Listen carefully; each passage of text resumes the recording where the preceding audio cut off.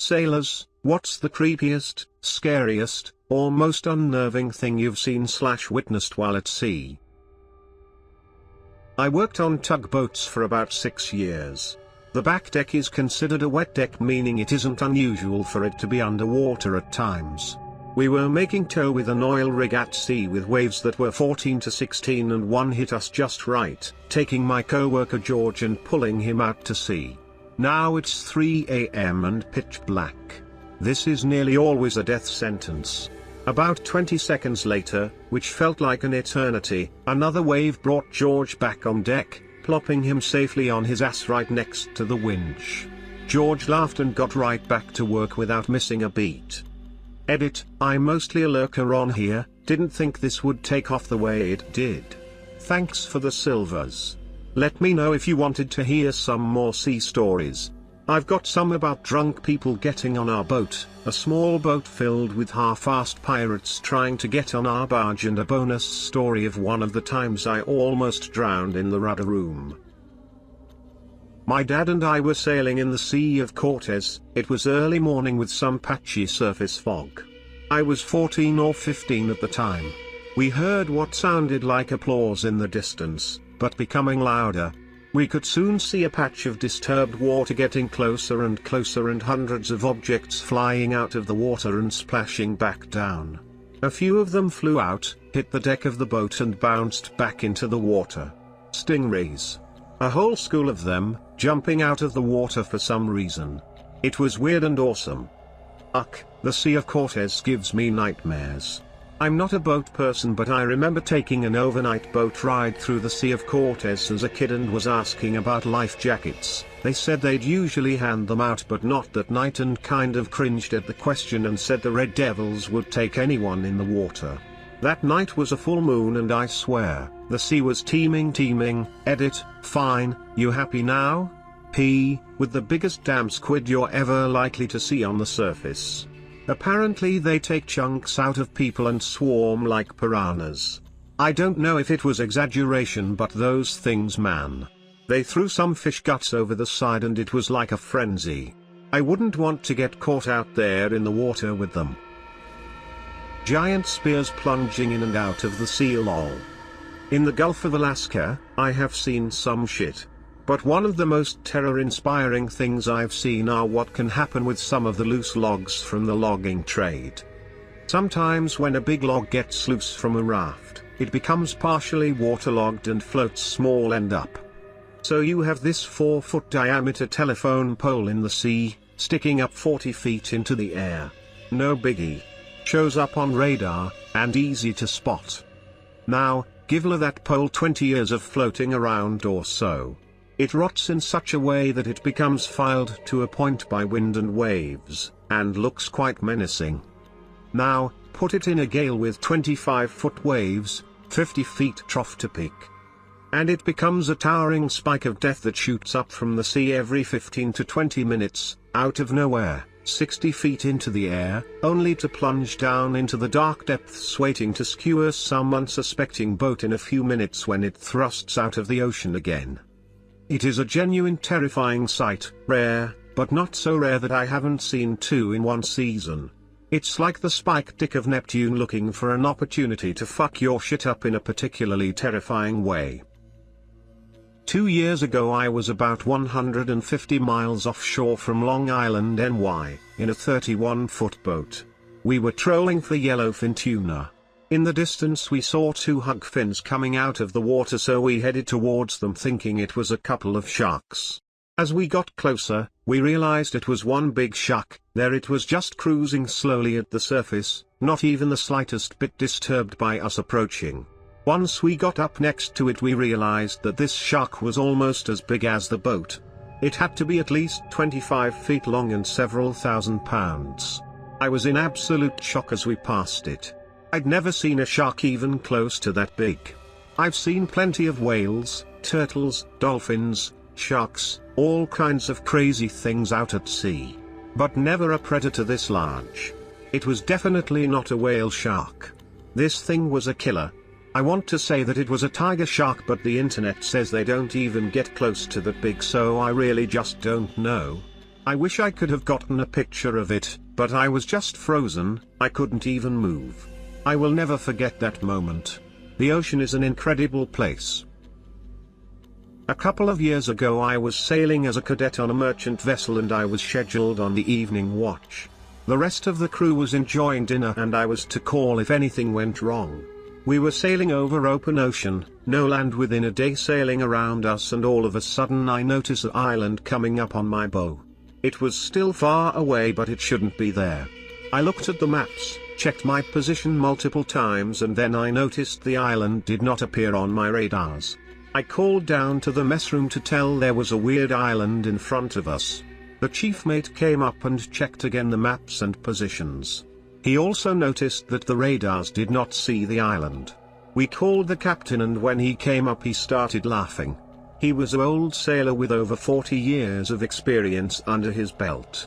He explained us it was a Fata Morgana. The real island was more than a day sailing away in the direction we were heading at that moment. After that incident he took over the watch and I went down. It wasn't really creepy but it was strange. Not a sailor, however this was at sea. My dad went boating with some friends down near Rocky Point in Mexico in the mid-90s. They went out late at night to drink. It was incredibly dark apart from the boat lights when suddenly a helicopter flew above their boat and the local who took them out shut everything off immediately. The helicopter hovered over some water in the distance and dumped a few bodies into the water before flying off. When it was out of sight the local turned everything back on and shrugged it off saying, "They do that all the time, never seen it so close up before." I was pulling a small sailboat mast from the bottom of a lake during a storm. Waves had turtled the boat. So I was about 10 feet down and pulling the mast up and the weight of it pushed me down, so I was basically standing at the bottom of the lake and could see the waves up top. It was an overall weird / frightening / stimulating experience. And then something big swam past me and brushed my leg, must have been at least 3 feet long. I eventually got the boat turned back over and the mast on board and we got towed in. As we hit land I laid down on the beach and decided I wasn't going to go in the water for a couple days. I was engineer and first mate on a converted LCM-80, LCM-8, in the fish trade. We operated in the Gulf of Alaska, Prince William Sound, and Bristol Bay fisheries as a tender, taking salmon and herring from smaller boats and villages in for processing on land. We had a regular spool windlass on the back, and for some reason, the company thought this made us equipped to tow a 220-foot barge from Whittier, up through the Aleutian Islands at False Pass, and around to Bristol Bay and back each year. The Gulf of Alaska can be a cruel place sometimes, and at 4 knots max speed, we got caught in a doozy. We tried sheltering behind an island, can't remember, we were working our way up the Aleutian Peninsula, but even so we're unable to hold against the wind and got pulled out. The little windlass on the back deck was getting pulled off and ripping a hole in the engine room in the process. Eventually, in 25-foot seas, we let go the barge and just tracked it and followed it on radar, figuring we'd recover it when things calmed down in a few days. In the horrific days that followed, during which I must have vomited twice my body weight lol, we nearly got rolled once and took on about 10,000 gallons of water in one of our compartments. So, good times. On the last really bad night, I was on watch in the wheelhouse while the captain slept. About 3 a.m., and we were rolling 33 to 37 degrees, losing 2 knots against the gale by the Loran. Yes, it was a while ago lol, with the barge popping in and out on radar about 4 miles in our lee. Suddenly, the whole ship reverberated and shook with a thunderous boom, and I was sure we were done.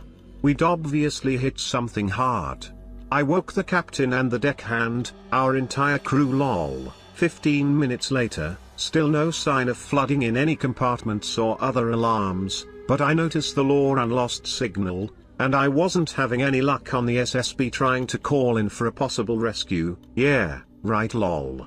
The deck lights wouldn't come on, and we had a couple of popped breakers in the nav lights. After a while, it became obvious we weren't sinking, so we went about our watches just keeping an eye on things. At first light, I roped off and went on deck to see WTF, and then I saw what had happened. The World War II surplus LCM-80, Vientamir LCM-8, sorry, I misremembered that, had a deck house at bulwark level, and a pilot house and stateroom built above that.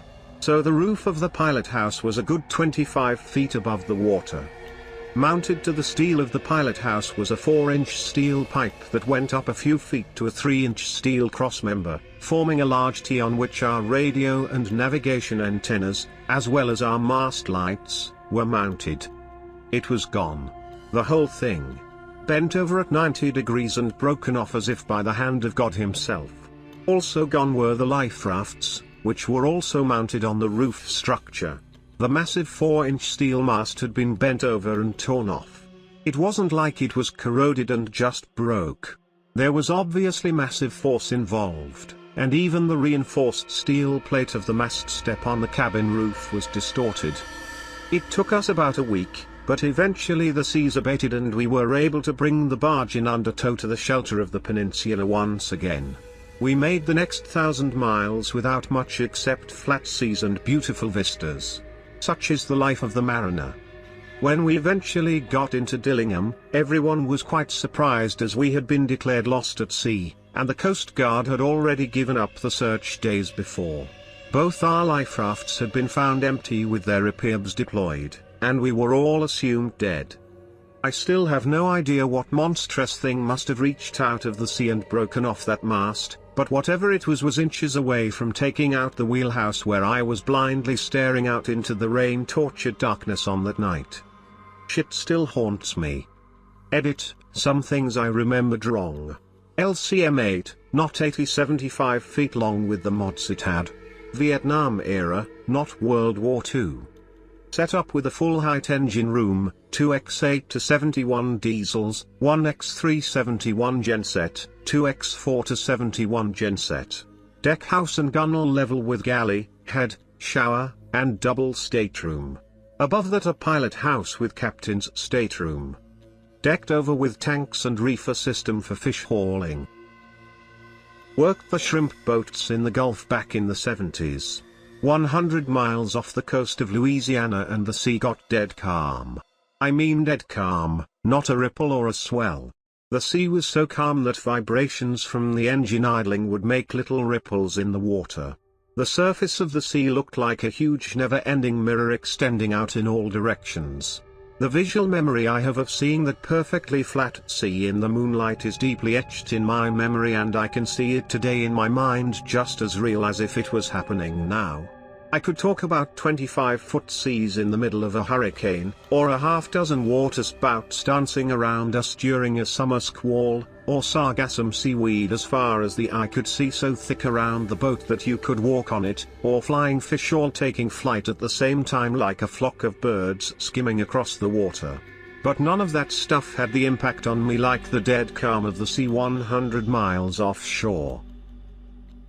Not me, but my uncle was once scuba diving on the Great Barrier Reef off Australia. He was doing some kind of study for the university he worked for, something to do with how some predators in the ocean hunt by detecting the electrical activity of fish nervous systems.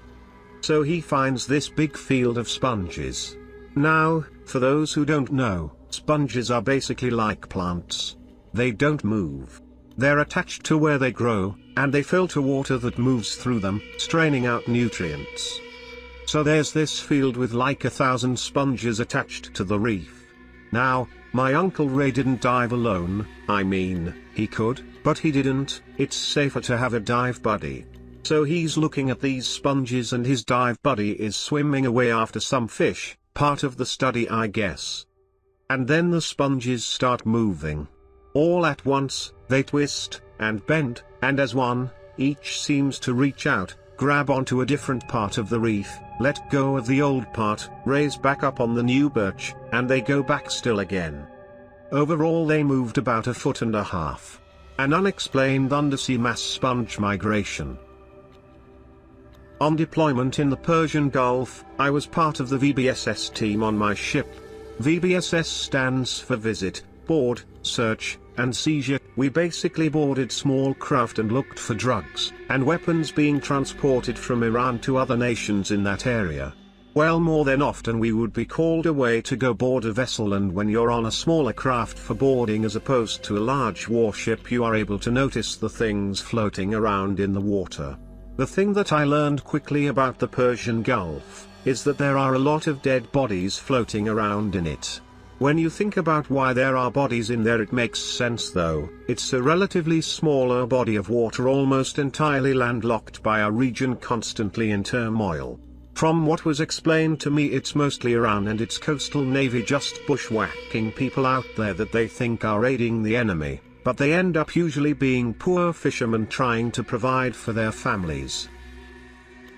Well, I was on a family friend's boat when I was teen. Family and friends. 4-day boat trip around Cabo San Lucas area.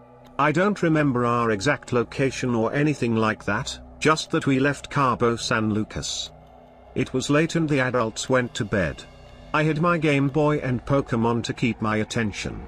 Went out on the deck and sat in a chair around midnight or 11 PM to try and catch the red Gyarados. Sometime in fighting the Gyarados, I saw a light out the corner of my eye. Keep in mind we're out 30 plus miles away from shore, if not more. So I turned to see a bright blue light in the sky. It was a orb, or like a LED. Anyways, it was holding steady in the sky. Not moving at all. Probably a good head turn up and far away, but didn't seem anywhere near us. After a few minutes of this blue light just sitting there, it moved.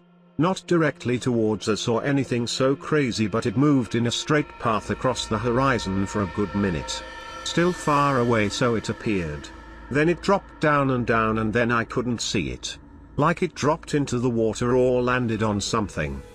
To this day I have no fucking clue what I saw. But I know I saw what I saw. Father said it probably a flare or something. But I know they don't move like what I saw. Ha. Probably an early drone, I tell myself to this day.